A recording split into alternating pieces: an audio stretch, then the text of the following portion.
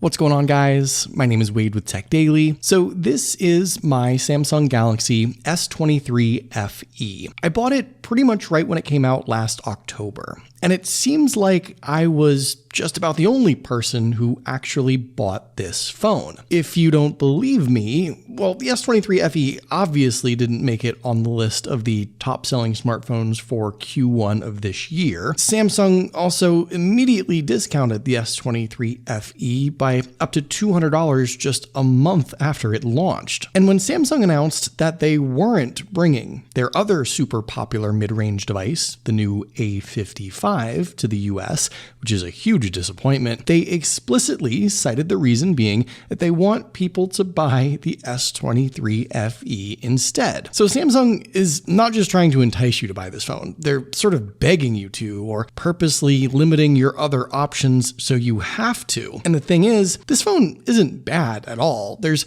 no outright reason not to buy it. It's really just that Samsung sort of killed all the hype with their FE or Fan Edition phones by having a weird release cycle and cutting back on some of the specs and features that used to make it a stellar deal. There's also the fact that Samsung has a billion phones to choose from between their A series and S series and other international devices, but this year they are streamlining their lineup a little bit. The S23 FE is still a nearly flagship phone for a somewhat more reasonable price. That's the whole idea anyway. It's got a great camera that far exceeds the cheaper A series phones. The display is almost as good as what you get on the current S24 flagship. It's a powerful enough device that you can do anything you want, and it definitely feels like you're using a $1,000 smartphone. And recently, Samsung even added in their new Galaxy AI features that they originally claimed were reserved only for the new flagship S24s this year. They've since added Galaxy AI to a lot of other devices, but still, that's technically a flagship feature set too. The S23 FE has a lot going for it, and keep in mind, it's the distant successor to one of the most popular phones Samsung ever released, the original S20 FE, that really paved the way for mid-range smartphones. I don't want to see this phone die a pitiful death, so I'm begging you to buy it too, if only to encourage Samsung to keep releasing a decently priced and moderately spec'd smartphone just after they hear the few suggestions I have for it, which I'll talk about.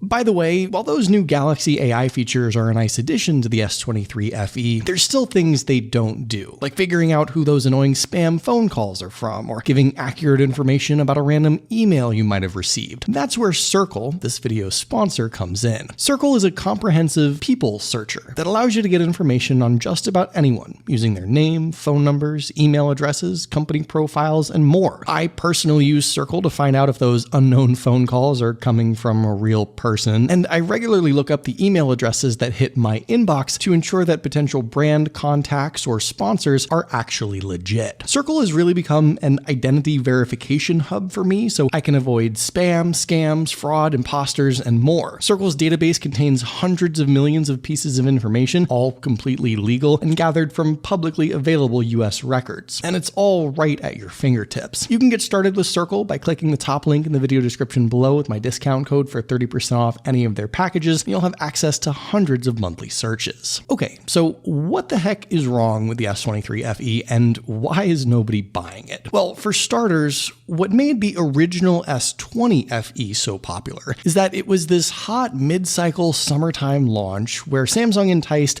any holdout customers who didn't buy the flagships at the start of the year with a near flagship spec smartphone that came in a ton of fun, funky new colors, but that wasn't like $1,000. That phone, the S20 FE, in my opinion, set a new precedent for mid-range devices. You got a name brand phone that was 90% as good as the high-end ones for 2/3 the cost, and you weren't embarrassed using a cheaper phone because it didn't look or feel any cheaper. The S20 FE quickly became a best-selling device, and to be honest, I don't know that Samsung expected that, or even really wanted that. The S20 FE was easily outselling the flagship phones, and even if it maybe was bad for business, Samsung had to follow up the S20 FE with a successor. Unfortunately, stemming from a myriad of reported rumors as reasons, Samsung was unsuccessful in launching the S21 FE. It was delayed month after month, and it was thought that Samsung might not release it at all. But 16 months after the original S20 FE,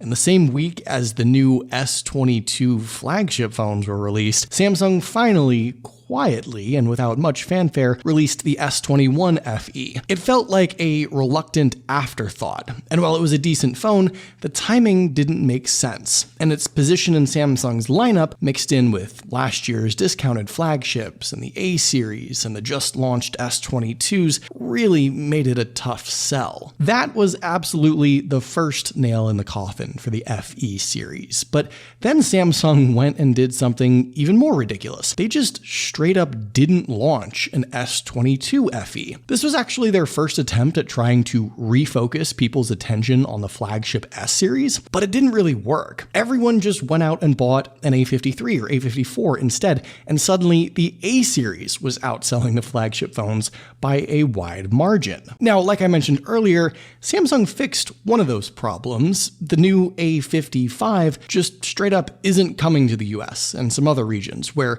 it would no doubt be a bestseller yet again. Instead, Samsung explicitly said they want customers buying the S23 FE. The problem with that is Samsung again totally botched the release of the S23 FE on multiple fronts. They launched this phone the last week of October, which, yeah, at least they timed it right before the holidays, I guess, but it was so late in the year, the flagship phones were already heavily discounted. Speaking of price, Samsung did actually make the new S23 FE $100 cheaper than previous FEs, which is awesome. And right now it's even an additional $50 off on Amazon. But because it came out so late in the year last year, the discounted flagship S23s were still cheaper than the FE. You might also be wondering to yourself, well, why was the S23 FE $100 cheaper than prior years? Was Samsung just being extra nice? Well, no, not exactly. The S23 FE is cheaper because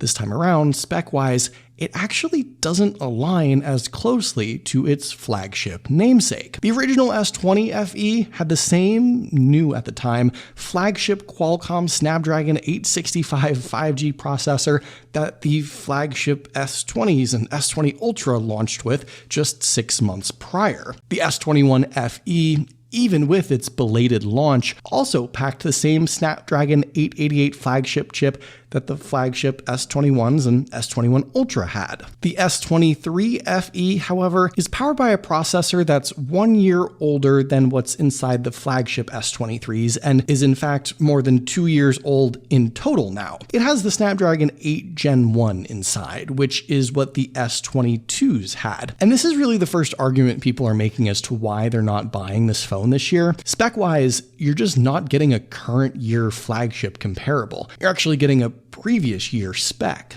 Now, that's not to say that the S23 FE performs poorly. That's not the case at all. It's a plenty powerful phone with all the flagship features like Galaxy AI. It's on the current version of Android and One UI 6.1. It can game at the highest possible graphics and frame rate settings. There's no problems here. It's just more so the principle of the thing. When you really break it down dollar for dollar and spec for spec, and if performance is most important to you, it obviously just doesn't make sense to spend $600 on this phone when you're getting the components of the 2-year-old S22, which itself is like $250 on Amazon now. Or you can instead get the better spec'd flagship S23 for cheaper still, or honestly, even a used S24 now for a similar price. So, okay, let's instead say that performance maybe isn't the most important thing, and maybe it's not even specifically a price thing, but perhaps you're looking at this phone from an overall value for features perspective. Like, collectively, does this phone offer all the things you'd want, or maybe some extra stuff that a cheaper A-series phone, for example, lacks? Well, yes and no. The display on the S23 FE arguably is its best feature overall. Aside from its fairly thick black borders that frame the view, its dynamic AMOLED 2X panel with HDR10 Plus support and a 120Hz refresh rate not only visually looks stunning, but spec for spec, this is almost on par with the flagship S23. It's a full HD 2340 by 1080p display, so it's sharp. I think size-wise, 6.4 inches is the sweet spot. Not too big, not too small. The only thing it lacks is brightness by a bit. The S23 flagship has a higher peak brightness reading, and I think you can still see this phone is definitely prone to a bit of glare. But the screen is what you look at and interact with on a smartphone nonstop, obviously, and the S23 FE's screen is a darn good one that oozes value. I'm gonna fire off a few more things this phone has that might be enticing. An in-display fingerprint sensor. Check. Dual speakers for solid out loud listening. It's got them. 25-watt wired fast charging, 15-watt wireless charging, and reverse wireless charging. All the same power features and charging speeds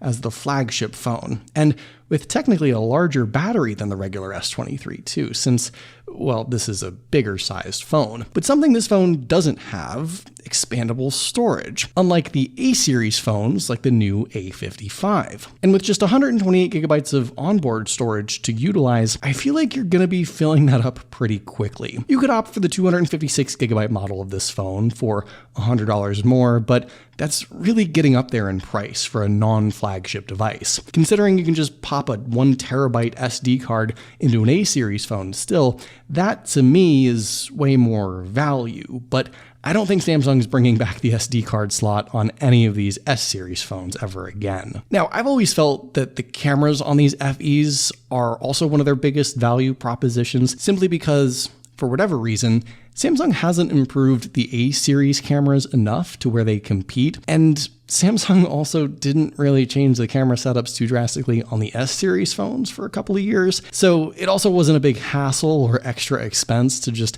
use the same hardware on the FEs. I mean, on this phone, you get a nearly identical 50 megapixel main lens and 12 megapixel ultra-wide as the flagship S23, and there's an 8 megapixel telephoto lens with 3 times optical zoom, which is nearly as good as the S23 flagship as well. There's also the over-the-top camera features that are usually reserved for the flagship phones, like 8K video recording, for example, which no one ever uses, but it's there. And again, you've got those AI features to help you with photo editing and whatnot. So although you don't get the 100x super zoom or whatever, this is a flagship camera setup through and through. It's probably the only thing I would specifically grab the S23 FE for over an A55, for example, and it's the one thing I wouldn't feel bad about as well in not opting for a flagship. You're just not really missing out on anything. Overall, I feel like I've fired off a ton of reasons not to consider the S23 FE. I mean, I can understand why almost nobody bought this thing, and I'm sure you guys will toss in a bunch more reasons in the comments below, which I look forward to reading. But I really don't want Samsung to kill off this tier of smartphone because of the seemingly poor sales. Nowadays, not only do people not want to spend $1,000 or more on a device,